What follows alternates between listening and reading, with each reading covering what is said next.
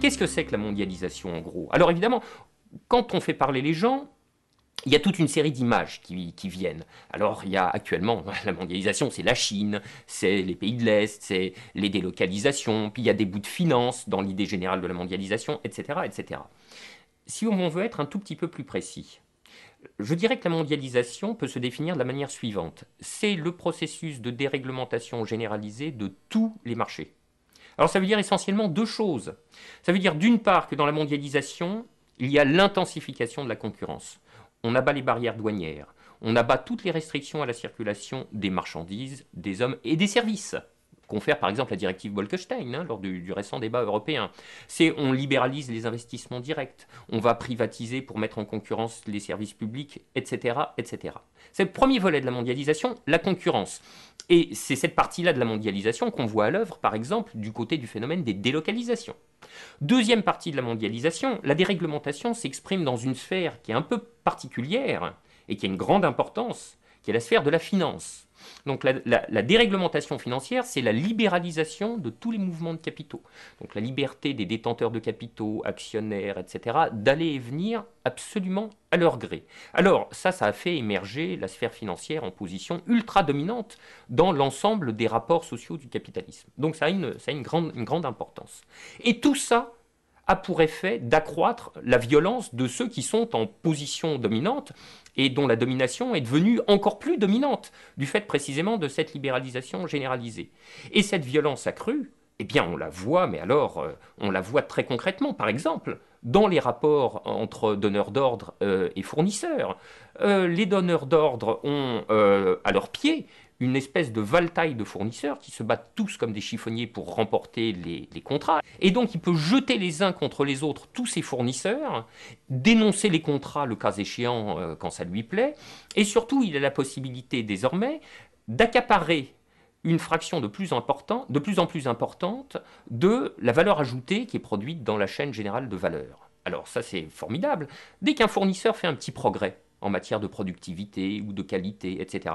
Mais le donneur d'ordre est là qui peut dire, écoutez, vous avez fait 5% de mieux sur la productivité, vous allez m'en donner 4,5, n'est-ce pas? Donc c'est moi qui vais capter la valeur ajoutée et par conséquent les profits qui vont avec. Et vous, je vous laisse votre demi-pourcent. Estimez-vous heureux? Parce que si ça se trouve, il y en a un à côté qui accepterait que je ne lui en laisse qu'un quart de pourcent. Donc, continuez, faites des efforts, et le reste, je m'en occupe. Et alors là, évidemment, c'est d'une violence terrible.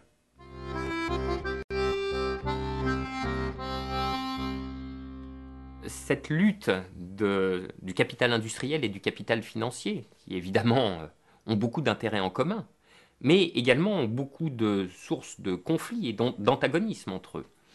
On pourrait la saisir au travers ça va paraître de la psychologie ordinaire, mais au travers de tempéraments différents. Si tu veux, il y a un tempérament industriel et puis il y a un tempérament financier qui visent des objectifs assez radicalement différents. Le tempérament industriel, il a pour objectif le développement, la réalisation, faire les choses. Le tempérament financier, lui, il est intéressé par toute autre chose. Il est intéressé par une seule chose même d'ailleurs, c'est la rentabilité. Je veux dire, il met du capital à l'entrée, et il faut qu'à la sortie, il y ait le même capital, mais augmenté d'un certain taux, et d'un taux d'ailleurs de plus en plus important. Alors, ces deux logiques se télescopent, parce qu'elles sont quand même assez foncièrement hétérogènes. Et alors, ça a des effets extrêmement concrets. Un fonds d'investissement rentre dans le capital d'une entreprise industrielle telle que ces entreprises de décolletage. Mais il faut payer l'investissement initial, et au plus vite, on a entre 3 et 5 ans pour faire ça. Et puis, il faut retaper vite fait l'entreprise pour qu'elle affiche des profits suffisants et qu'elle soit suffisamment appétissante pour pouvoir être revendue avec plus-value, là encore. Mais ça, c'est une logique qui peut contredire assez violemment les finalités industrielles même de la boîte. Puisque, à force de vouloir soutirer de la plus-value financière, on prive l'investissement de ses moyens financiers même, et on arrive à des phénomènes de capture qui sont extrêmement importants. À telle enseigne qu'on en arrive à des situations où ce capitalisme financier qui est réputé moderne, décoiffant, efficace, tout ce que tu veux, aboutit à des situations de sous-investissement, c'est-à-dire d'empêchement du rythme de l'innovation, du progrès technique et du développement industriel, ce qui est un résultat contre-intuitif hein, pour la forme la plus avancée du capitalisme contemporain tout de même.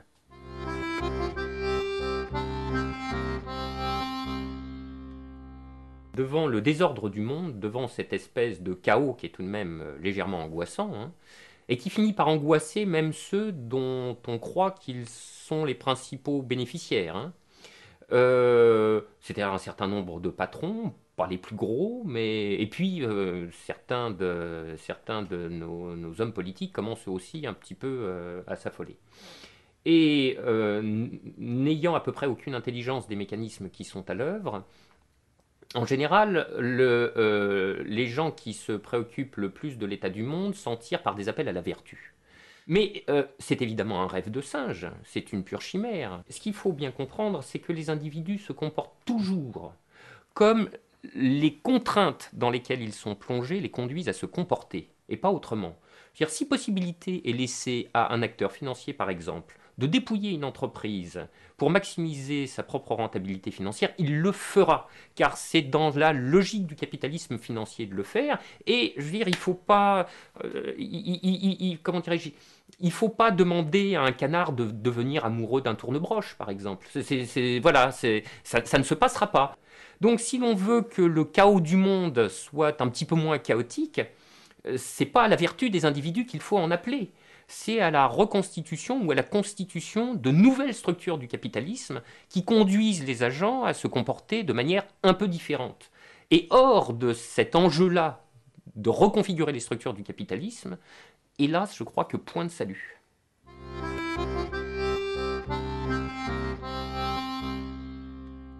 C'est en premier lieu la responsabilité des politiques, puisque, moi je ne cesse pas de le dire, la mondialisation est un phénomène qui n'a... C'est pas les lois de la nature hein, qui sont à l'œuvre dans la mondialisation. Ce sont des décisions de politique publique. Où est-ce que ça se passe, la mondialisation? C'est-à-dire, ces grands coups de force, où est-ce qu'ils ont lieu? Mais ils ont lieu dans des institutions, au cœur même des États, ou bien dans des institutions qui réunissent les États souverains. C'est-à-dire, la mondialisation, c'est l'OMC, mais l'OMC, c'est des États. La mondialisation, c'est la GCS, mais c'est des États. La mondialisation, ce sont les directives de déréglementation de l'Union européenne, mais ce sont les États qui y siègent. En tout état de cause, quel que soit le bout par lequel on le prenne, c'est majoritairement des décisions de politique publique. Donc c'est bien au niveau des politiques publiques que se joue la responsabilité. Ceci étant, il est vrai qu'il ne faut pas méconnaître qu'il y a dans les transformations du capitalisme des irréversibilités.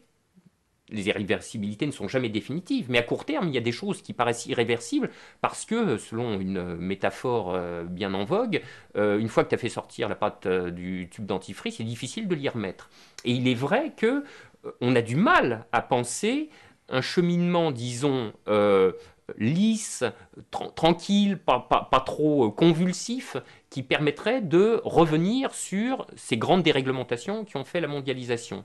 Et s'il est bien certain que c'est au niveau des politiques publiques, alors éventuellement poussé au cul par l'opinion publique, hein, ça c'est bien certain. Donc si c'est bien au niveau des politiques publiques et des décideurs publics que se situe la responsabilité ultime, la réponse à la question de savoir que faire exactement pour en sortir est une question autrement plus difficile. Ça c'est vrai.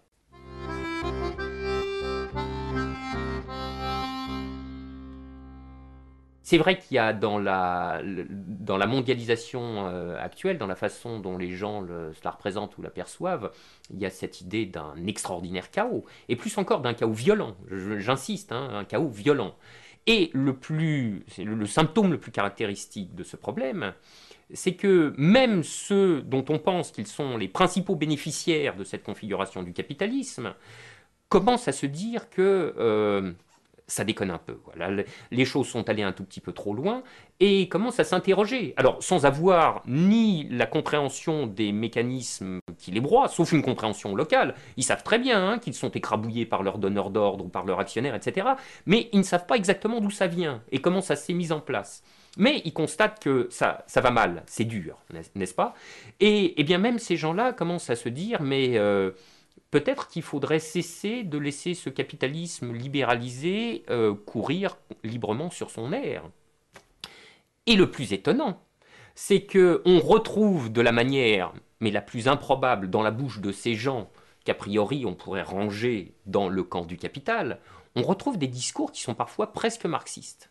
Alors avec des vraies intuitions, mais presque théoriques, des intuitions dialectiques, et qui consistent à dire, mais voilà, le capitalisme est en train de développer d'effrayantes contradictions. Si on n'y prend pas garde, ces contradictions vont atteindre un jour un point de rupture, et alors là, à ce moment-là, il y aura quelque chose de très grave qui se passera.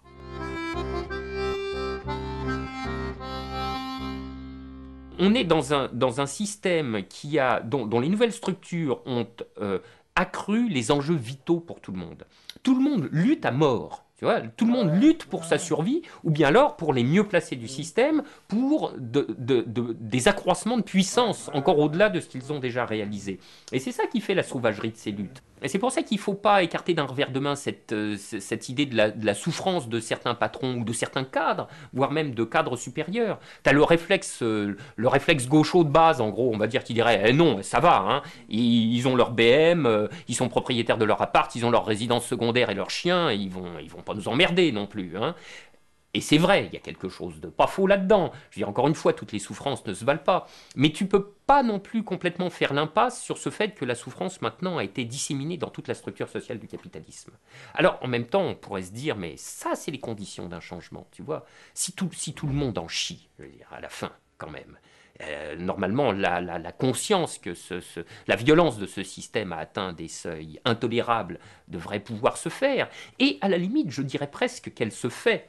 Et on en voit la trace en particulier dans des événements politiques d'un genre un peu spéciaux, comme le référendum européen. Je veux dire, si le référendum fait non à 55%, c'est qu'il n'y a pas que les ouvriers et les employés qui ont voté non. Je veux dire, il y a d'autres groupes sociaux qui commencent à se dire, là... attendez, ça va. Et on le sait bien, hein. D'ailleurs, c'est vraiment un des drames de l'histoire, c'est que pour qu'il y ait du changement social profond, il faut, si tu veux, que les dominants commencent à en baver un peu.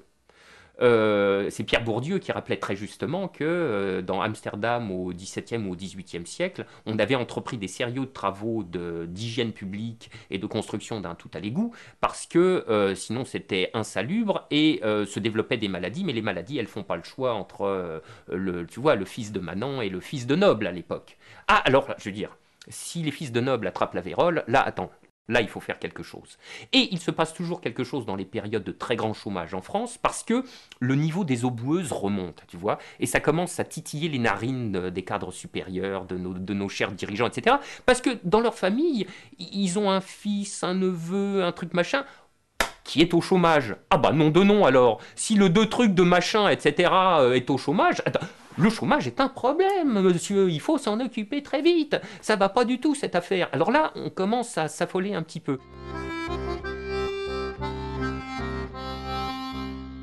Ceux qui sont le plus haut dans la structure sociale, je veux dire même les grands managers, qui aussi doivent cachetonner, ils ont un intérêt existentiel à jouer le jeu, qui fait qu'il supporte la souffrance plus que les autres. Évidemment, le gars, tu sais, qui est à sa pièce d'emboutissage, qui 1800 fois par jour actionne son levier, lui, il se réalise pas existentiellement. Donc, il n'a que l'inintérêt du boulot, à quoi s'ajoute la souffrance de sa condition sociale. Quand on remonte dans la hiérarchie du capitalisme, on retrouve de la souffrance aussi. Mais ils sont tenus par le jeu également. Ah, l'an prochain, je serai manager de ceci, je serai directeur de cela, je vais reprendre la responsabilité de cette filiale ou machin. Donc c'est dur, mais je continue. Alors c'est pour ça qu'il faut atteindre toujours des niveaux très hauts de souffrance. Il faut qu'en bas on souffre énormément pour qu'en haut on souffre beaucoup et même suffisamment pour que le jeu n'envahisse plus la chandelle.